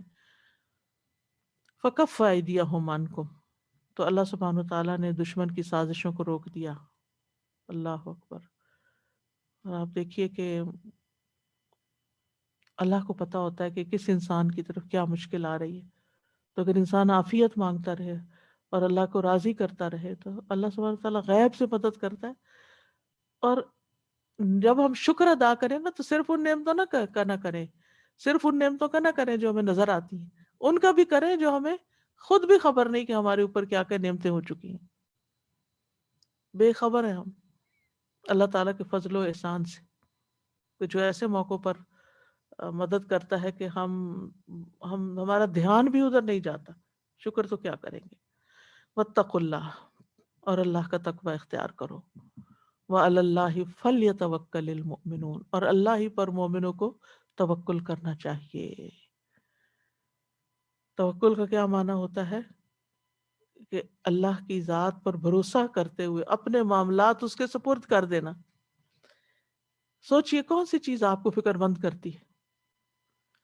اپنی صحت کے بارے میں فکر مند ہیں، یا مالی معاملات میں فکر مند ہیں، یا اولاد کی طرف سے ہے، کوئی بھی مسئلہ ہے آپ کی زندگی میں، تو آپ کہا کریں یا اللہ میں نے یہ معاملہ تیرے حوالے کر دیا، تو اس کو سالو کر، تو اس کا بندوبست کر، تو اس یعنی اپنا معاملہ، یعنی یہ ہمارے بس میں نہیں، یہ آپ نہیں کرنا ہے، آپ کریے اس کو، اللہ کے حوالے کر دینا۔ یعنی جب بھی کسی فائدے کو حاصل کرنا ہو یا کسی نقصان سے بچنا ہو تو اپنے معاملات کو اللہ کے سپرد کر دیں۔ اب یہاں ایک سوال پیدا ہوتا ہے کہ کیا صرف اللہ کے سپرد کر کے معاملے کو بس بیٹھ جانا چاہیے یا کوئی کوشش بھی کرنی چاہیے؟ نہیں، انسان کو اسباب اختیار کرنے چاہیے، کوشش کرنی چاہیے، اور کچھ لوگوں کو ساتھ ملا لینا چاہیے اگر، یا ان سے مشورہ کر لینا چاہیے، اور جب آپ مشورہ کرنے لگتے تو آپ کہتے ہیں یہ قابل بھروسہ ہے، تو اب آپ نے اللہ پہ بھی بھروسہ کیا تو اس پہ کیا بھروسہ کر لیا؟ تو اللہ پہ بھروسہ کرنا اور بندوں پہ بھروسہ کرنا فرق چیز ہے۔ یعنی بندوں پہ بھروسہ کرنا ایسا نہیں ہوتا جیسا آپ اپنے رب پہ کرتے ہیں۔ رب کے اوپر بھروسہ جب کرتے ہیں تو کمپلیٹلی ایبسولوٹلی پورا بھروسہ کرتے ہیں، لیکن جب آپ کسی بندے پہ بھروسہ کرتے ہیں تو صرف ظاہری معاملہ اس کے سپرد کرتے ہیں، ہاں؟ اصل معاملہ تو اللہ ہی کے سپرد ہے، صرف ظاہری طور پر اسباب اختیار کرتے ہیں۔ اور اللہ پہ توکل کرنا جو ہے وہ عبادت ہے، اس پہ آپ کو اجر و ثواب ملتا ہے۔ یعنی جب آپ کہتے ہیں نا میں نے اپنا یہ معاملہ اللہ کے سپرد کر دیا، تو آپ کے اس خیال پر، آپ کے اس بول پر، آپ کے اس ایک رویے پر آپ کو اجر و ثواب ملتا ہے۔ لیکن جب آپ بندوں کے ساتھ مشورہ کرتے ہیں تو اس میں ثواب نہیں ہوتا، ٹھیک ہے؟ ہاں اس بندے کو ثواب ہو سکتا ہے جو آپ کی کوئی مدد کرے۔ تو فَعَلَى اللَّهِ فَلْيَتَوَكَّلِ الْمُؤْمِنُونَ، کیا ہے آیت؟ وَعَلَى اللَّهِ فَلْيَتَوَكَّلِ الْمُؤْمِنُونَ، تو مومنوں کو چاہیے کہ اللہ پر توکل کریں، یعنی جو ایمان لے آئے ہیں، جو دین میں ہیں، جو اللہ کو پہچانتے ہیں، آخرت کو مانتے ہیں، ایمان کے تقاضے پورے کرتے ہیں۔ اور ویسے بھی یہ کہ توکل اللہ کا حکم ہے، نبی صلی اللہ علیہ وسلم کو بھی توکل کرنے کا حکم دیا گیا۔ وَمَن يَتَوَكَّلْ عَلَى اللَّهِ فَهُوَ حَسْبُهُ، جو توکل کرتا ہے اللہ اس کو کافی ہو جاتا ہے۔ أَلَيْسَ اللَّهُ بِكَافٍ عَبْدَهُ، کیا اللہ اپنے بندے کو کافی نہیں؟ کافی ہے۔ وَكَفَى بِاللَّهِ وَكِيلًا، اللہ ہی کے اوپر توکل کرنا کافی ہے۔ وَكَفَى بِرَبِّكَ هَادِيًا وَنَصِيرًا، تیرا رب ہی ہدایت دینے والا اور مدد کرنے والا کافی ہے۔ وَكَفَى بِاللَّهِ وَلِيًّا وَكَفَى بِاللَّهِ نَصِيرًا، اللہ ہی کافی دوست ہے اور اللہ ہی کافی مددگار ہے۔ تو جب آپ کوئی کام کرنے کا ارادہ کریں تو پھر اللہ پر بھروسہ کر لیں، اور اگر لوگوں کا ڈر ہو، یا کسی بیماری کا ڈر ہو، یا کسی جراثیم کا ڈر ہو، کووڈ کا ڈر ہو، تو بھی معاملہ اللہ کے سپرد کریں۔ پھر اسی طرح اگر لوگ آپ سے منہ موڑ جائیں، بعض اوقات ایسا ہوتا ہے نا آپ کا کسی پہ مان ہوتا ہے کہ میری مدد کرے گا، لیکن اگر وہ نہیں کر رہا تو بھی کوئی بات نہیں، حسبی اللہ پڑھے، حسبی اللہ و نعم الوکیل۔ بعض اوقات ایسا ہوتا ہے نا کہ لوگ آپ سے وعدہ کرتے رہتے ہیں یہ کروں گا وہ این جب ضرورت پڑتی ہے تو وہ کہیں غائب ہو جاتے ہیں، یا نہ کر دیتے ہیں، انکار کر دیتے ہیں، ہم نہیں کر سکتے، تو آپ ڈیوسٹیٹ ہو جاتے ہیں۔ نہیں، اس وقت بھی اپنے آپ کو سنبھالیں، اللہ ہے، اللہ ہی مجھے کافی ہے، وہ کفا باللہ وکیلا، اللہ ہی کام درست کرے گا۔ فَإِن تَوَلَّوْا فَقُلْ حَسْبِيَ اللَّهُ لَا إِلَٰهَ إِلَّا هُوَ عَلَيْهِ تَوَكَّلْتُ وَهُوَ رَبُّ الْعَرْشِ الْعَظِيمِ۔ اگر کوئی چیز غمگین کر رہی ہے آپ کو، بار بار اس کا خیال آپ کے دل میں آ رہا ہے، کوئی نقصان دینے کا ارادہ کر رہا ہے آپ کو کسی انسان سے ڈر لگتا ہے، کوئی دشمن بن گیا خواہ مخواہ میں آپ کا. تو ایسے تمام معاملات کو اللہ کے سپرد کرنا چاہیے. اسی طرح بعض اوقات انسان کے دل میں کوئی بدشگونی آ جاتی ہے تو اس طرح کی کیفیت آنے لگتی ہے، تو ایسے موقع پر بھی اللہ سبحانہ وتعالیٰ پہ بھروسہ کرنا چاہیے. تو اگر انسان بھروسہ کرے گا تو پھر اس کا اجر بھی بہت بڑا ہے کہ جنت کی شکل میں ہے کہ جو لوگ صبر کریں اور توکل سے کام لیں، ایسے لوگوں کو بغیر حساب جنت میں داخلہ ملے گا. دعائیں بھی مانگنی چاہیے. حسبنا اللہ و نعم الوکیل، حسبی اللہ لا الہ الا ہوا علیہ توکلت وہو رب العرش العظیم. تو بہرحال اس آیت سے ہمیں یہ پتہ چلتا ہے کہ اگر انسان زندگی میں کوئی فائدہ اٹھانا چاہتا ہے یا کوئی نقصان سے بچنا چاہتا ہے تو معاملہ اللہ کے سپرد کرے، اور کسی شر کا دور ہونا یا نقصان کا ٹل جانا یہ بھی اللہ کی نعمتوں میں سے ایک نعمت ہے، اس پر اس کا خوب شکر ادا کرے. اور جب نعمتوں کو یاد کرے تو ساتھ اللہ سے ڈرے بھی، تاکہ نعمتوں کی وجہ سے کوئی سرکشی دل میں نہ آئے کہ میں تو بڑی چیز بن گیا. اور پھر یہ کہ اللہ پہ توکل کرنا واجب ہے، اور پھر اللہ پہ توکل کرنے کے لیے اخلاص چاہیے. وَعَلَى اللَّهِ فَلْيَتَوَكَّلْ، اللہ ہی پر بھروسہ کرنا چاہیے، اخلاص. اور اسباب بھی اختیار کرے، کیونکہ توکل میں اسباب اختیار کرنا توکل کے منافی نہیں ہے. اور نبی صلی اللہ علیہ وسلم نے ہمیشہ توکل کے ساتھ اپنا بچاؤ بھی کیا. آپ گرمی سے بھی بچتے تھے، سردی سے بچتے تھے، جنگ میں زرہ پہنتے تھے. جنگ احد میں آپ نے 2 زرہیں پہنی ہوئی تھی. تو اسباب کا اختیار کرنا اور یہ بھی توکل کا حصہ ہی ہے. ٹھیک ہے نا. بعض لوگ کہتے ہیں بس میں نے اللہ پہ بھروسہ کر لیا، اب مجھے کوئی فکر نہیں، میں جو بھی کروں. نہیں، جن چیزوں سے بچنے کا اللہ نے حکم دیا ان سے بچنا بھی ضروری ہے.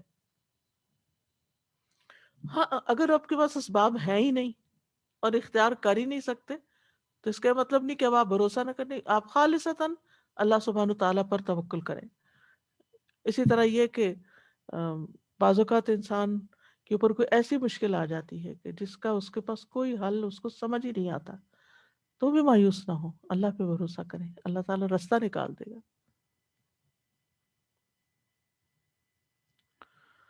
تو جب اسباب استعمال کرنے کی قدرت ہو تو اسباب استعمال کریں، اور جب اسباب نہ ہو تو پھر توکل کریں. توکل تو ایمان کا حصہ ہے.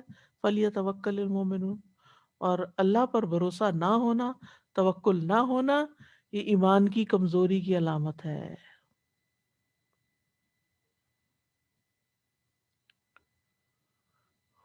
اب اگلی آیت ذرا لمبی ہے اور ٹائم ختم ہو گیا. وآخر دعوانا ان الحمد للہ رب العالمین.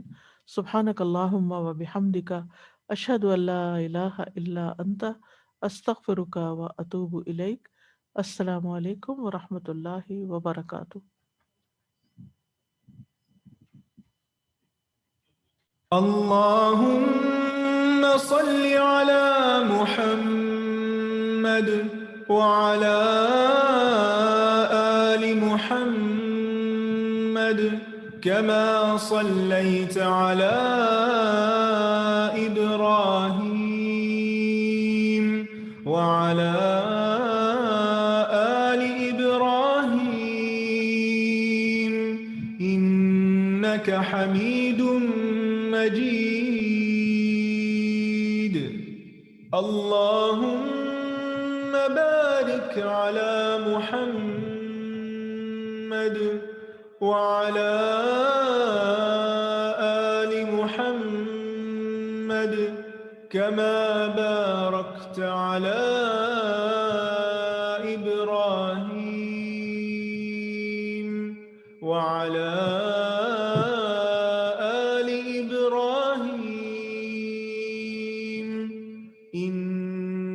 حمید مجید.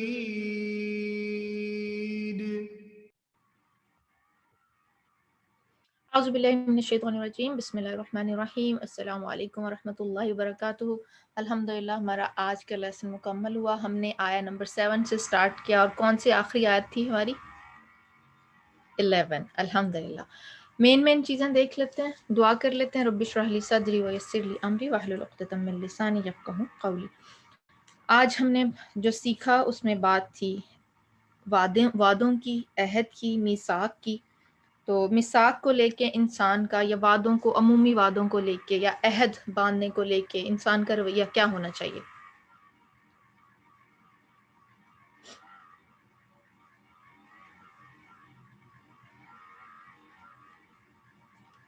اس کو فلفل کرنا چاہیے، ایٹ لیسٹ اپنی پوری کوشش کرنی چاہیے کہ جو بات ہم کہہ رہے ہیں کر رہے ہیں اس کو مکمل کریں. اچھا، موسٹ امپورٹنٹ چیز آج ہم نے جیسے دعا بھی کی تھی نا نعمتوں کی یاد دہانی پہ کہ ہم شکر کس طرح ادا کریں، تو ایک ایک ہم نعمت گن سکتے ہیں اللہ تعالیٰ کی؟ پاسبل ہے ہمارے لیے؟ نہیں. تو اس لیے اٹھتے بیٹھتے یہ دعائیں ہمیں کرتے رہنا چاہیے. ہمیں جو نعمت استعمال کر رہے ہیں اس کا ذہن میں لانا چاہیے. کوئی بھی چیز، یعنی یہ شعور کو بیدار کرنے والی چیز ہے کہ آپ انشاءاللہ آپ یہاں سے اٹھیں گے، نماز کے لیے جائیں گے، ٹیپ کھولیں گے، وضو کریں گے، تو نل کا کھولنے پہ اللہ کا یہ بھی ایک نعمت ہے کہ پانی، رننگ واٹر آ رہا ہے. ہمیں میلوں سفر کر کے جا کے پانی نہیں لانا پڑتا. ہم اس بات پہ بھی شکر ادا کریں گے جی کہ گرم پانی آ رہا ہے، جہاں ونٹر ہے وہاں پہ گرم پانی آ رہا ہے. ہم اس بات پہ بھی شکر ادا کریں گے کہ ہمارے گھر گرم ہے. ہم اس بات پہ بھی شکر ادا کریں گے کہ باہر اگر سورج نکلا ہوا ہے وہ بھی ہمارے لیے کتنا بینیفٹ ہے. پھر بہت سارے ایسے شرور ہیں، ایسے برائیاں ہیں جو ہماری سراؤنڈنگ میں ہیں اور ہم ان سے بچے ہوئے ہیں، یہ بھی اللہ تعالیٰ کی نعمت ہے. بہت ساری آفات ہیں جن سے ہم بچے ہوئے ہیں. بہت انڈائریکٹ نعمتیں ہیں ہمارے پاس. Too many things we can not count. ہم یوزلی نعمت کس کو سمجھتے ہیں؟ ہم یوزلی نعمت کس کو سمجھتے ہیں؟ منی، کڈس، کھانے پینے کی چیزیں. بیسیکلی نعمت کا جب ذکر ہے نا تو مال اولاد کے ساتھ ساتھ جو ایڈیبل چیزیں، فروٹس ہو گئے، پرسنل بلانگنگ کو بھی بعض دفعہ ہم اپنا کمال سمجھ لیتے ہیں. ایسا ہوتا ہے نا. تو شکر گزاری کا فائدہ ایک یہ بھی ہوگا کہ ہم جیسے توکل کی بات بھی کی نا، تو ہم نعمتوں کو تو استعمال کریں گے لیکن بھروسہ اللہ کی ذات پہ ہوگا. ہم چیزوں کو اپنے ساتھ ایسوسیٹ نہیں کریں گے. ہمارا اس میں کوئی کمال نہیں ہے. اگر ہمارے پاس پرسنل کلیکشن ہے کسی چیز کی، بلانگنگس ہیں، تو یہ اللہ تعالیٰ کی ہمارے اوپر نعمت اور احسان ہے. ٹھیک ہے. اچھا، اس کے بعد کیا توکل کے ساتھ ساتھ اسباب اختیار کرنا چاہیے؟ اچھا، بالکل. اسباب اختیار کرنا توکل کے منافی نہیں ہے. ٹھیک ہے. اچھا، گواہی کی بات ہوئی. اگر کوئی ایسا معاملہ درپیش ہو جہاں والدین کے خلاف کوئی بات کرنی پڑے گواہی کے حوالے سے، تو کیا ان کی نافرمانی ہو جائے گی؟ الحمدللہ، یہ ایک بات سچ کا ساتھ دینا. بالکل. اللہ سبحانہ تعالیٰ سے دعا ہے کہ اللہ تعالیٰ ہمیں استقامت عطا فرمائے، اپنے نعمتوں کا شکر ادا کرنے والا بنائے. توکل اور بھروسہ یہ ہمارے اندر پیدا کرتے ہیں، کیونکہ ہم زبان سے تو کہتے ہیں لیکن ورز پھر بھی پال کے رکھتے ہیں. تو اللہ تعالیٰ ہمیں متوکل انسان بنا دیں، اور اللہ سبحانہ تعالیٰ ہم سے وہ کام کروائیں جو راضی ہو. کوئز آپ اپنے اینڈ پہ پلیز چیک کیجئے. ہم نے چیک کیا ہے، کوئز اوپن ہے. جن سٹوڈنٹس نے کیا ہے وہ ذرا 1 ٹائپ کریں. جن سٹوڈنٹس نے کوئز اٹیمپٹ کیا 1 ٹائپ کیجئے پلیز. آپ لوگوں کو کوئی پرابلم ہوئی؟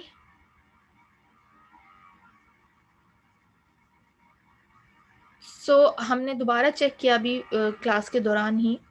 تو آپ یہ 2-3 کام جو ہے نا ان کو چیک کیجئے. آپ نے ادھر اپنا پلیج فارم کریکٹلی فل کیا ہے، اگر وہ فل کر دیا ہے تو اس کو سبمٹ کیا ہے، کیونکہ بعض دفعہ ہم فل کر لیتے ہیں اور پھر اس کو کلوز کر دیتے ہیں. اچھا، اس کے بعد چیک لسٹ جی پوچھ لیجئے. چیک لسٹ اپنی کیجئے.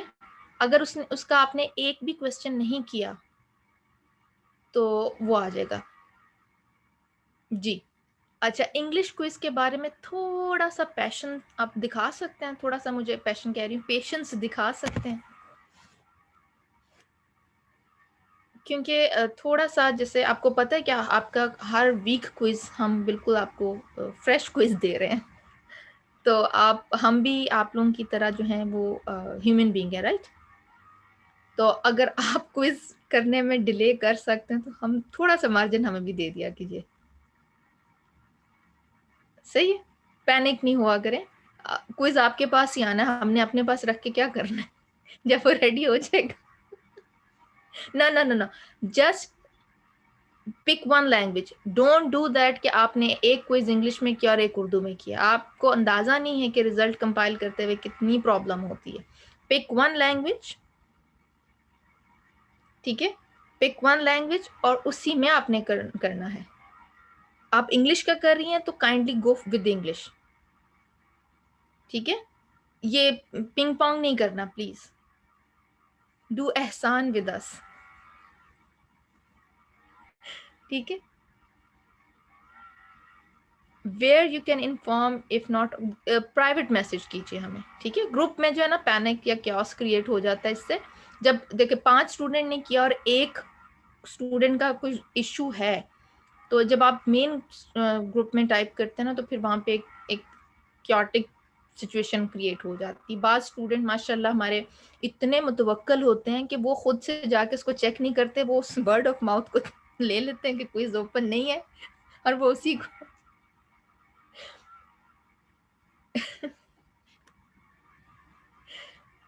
دیکھیں کورس جوائن کرنا چاہتے ہیں ہمارے بہت دل. اوکے، اس کے بارے میں انشاءاللہ زہا میں آپ کو انفارم کر دوں گی، ٹھیک ہے؟ چلیں سسٹر رانا آپ لوگوں کو کچھ دکھانا چاہتی ہیں، میں یہیں پہ آپ سے جو ہے رخصت چاہوں گی، وہ انشاءاللہ آپ کریں گی. السلام علیکم ورحمۃ اللہ وبرکاتہ. جی رانا جی آپ لے لیجیے.